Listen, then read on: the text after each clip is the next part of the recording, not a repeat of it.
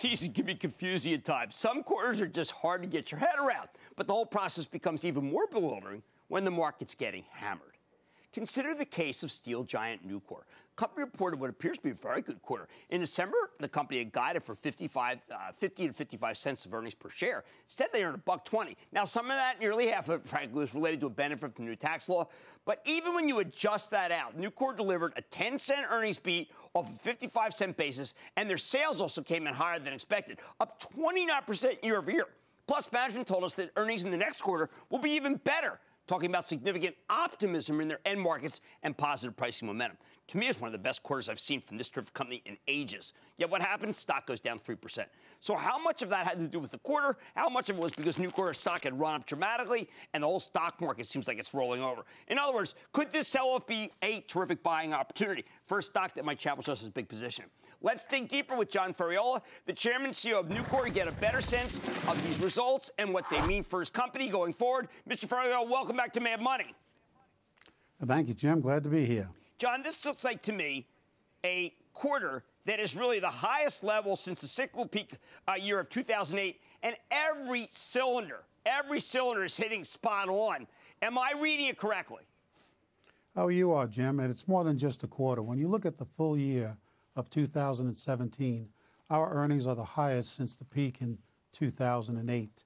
And I would go on further to say that two of our steel groups, our sheet group and our engineered product groups, both set earnings records in 2017. So it was a very good year for us. Okay, for the benefit of our viewers, tell them who are the customers that use that kind of steel?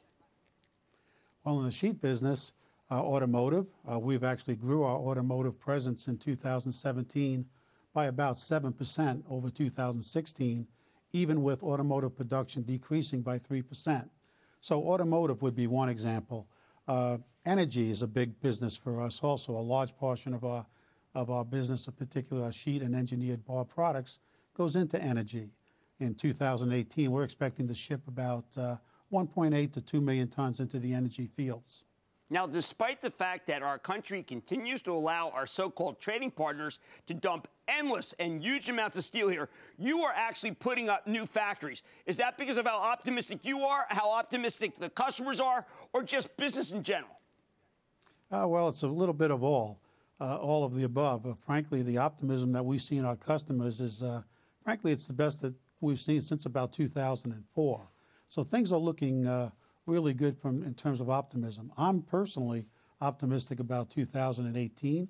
We have the tax reform going for us. We have the potential of a much-needed infrastructure bill. And then we also have the potential of a much-needed and long-awaited trade action to deal with those imports that you've mentioned, those illegally traded imports, which, by the way, were up 27% in 2000 and captured 27% of our market in 2017. It would seem to me that both Democrats who favor workers and Republicans who favor capital would have an easy time saying enough is enough to these countries that dump their steel here. What is the resistance to standing up to people who we think don't even realize we've been in a trade war with forever? Yeah, I can't answer that question. It makes no sense to me, particularly when you talk about the steel industry in particular. For example, you know, we all understand the need for a strong national defense.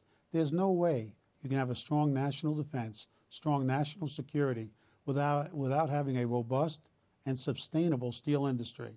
So, you know, your point is well made from your lips to President Trump's ears. Don't they fear one day that we would be using Chinese steel to make our tanks? Well, I can tell you this. I wouldn't want my son inside of a tank on a battlefield that was made with anything but U.S. steel. Well, I totally agree with you. Now, got the State of the Union tonight. What do we hope to hear for the steel industry and for Nucor in particular?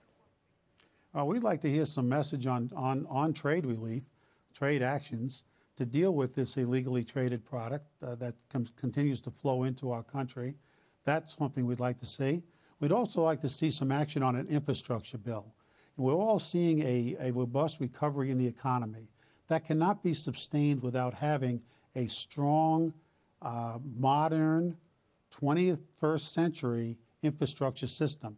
And we don't have that today. We need it desperately to maintain the momentum in the economy. Do we have enough people and steel mills left after what these trade partners have done that we could actually meet that demand if the president goes forward with it? Absolutely. No doubt about that. Let me just mention to you that we have several of our competitors that have blast furnaces, about 3 blast furnaces in the United States that are currently shut down.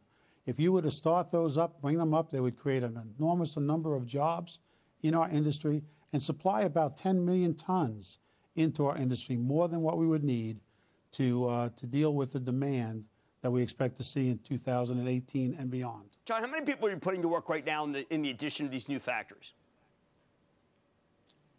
Yes, we're installing several new factories. We have 2 new galvanizing lines going in, one in Mexico, one in our facility in Gallatin, and we're building a new rebar mill in just east of Kansas City in a little town called Sedalia. We're excited about those, and we believe that these are very strategic moves, given the impact that they'll have on our earnings as a result of improved logistics in all of these products. Now, we are used to companies like Procter & Gamble and 3M having a consistent dividend practice, but I think you should tell people about Nucor, because a lot of people think steel company means they can't even keep their dividends maintained. Well, we have a very effective and balanced capital allocation strategy. And just to mention dividends in particular, if you look at in the 10-year period ending in 2017, we returned about $5.4 billion to our shareholders in dividends and in share repurchases. And one more point that I would make that we're very proud of, Nucor is one of only 32 public companies that have increased their dividend every year for 45 consecutive years. We're very proud of our ability to invest in our company and still return cash to our shareholders. All right, one last question, John. You mentioned energy at the top. We are seeing a boom in the Permian. We are so under pipelined. Is this the kind of business that as they put up pipelines, they go to Nucor? Absolutely. When you look at energy in general, and back in 2014, Nucor as a company, we were supplying about 1.6 to 1.8 million tons of steel, both in sheet products and in seamless, in billets going into seamless pipe. We anticipate in 2018 that number to be somewhere around 1.8 to 2 million tons. So after the collapse in 2015, we're back to the near high levels of 2014. Well, to me, it sounds like, to listen to Nucor and John Ferriola, American manufacturing is back, and it is a renaissance. Well, we're excited about the opportunity to fulfill it. We've invested $8 billion in the last 9 years, growing our earnings potential. And I can tell you, Jim, that our team is ready and eager to unleash that earnings potential in 2018. Well, congratulations. You got one of the great growth cyclicals that is still very undervalued. That's John Ferriola, Chairman CEO of Nucor, with one of the greatest quarters I have seen this year. I want you to stay with that stock and stay with Cramer. Booyah! Jim Cramer here from Mad Money. Thanks for watching CNBC on YouTube. Click here to subscribe and get the jump on my exclusives with CEOs, plus market news, investing advice, and a whole lot more.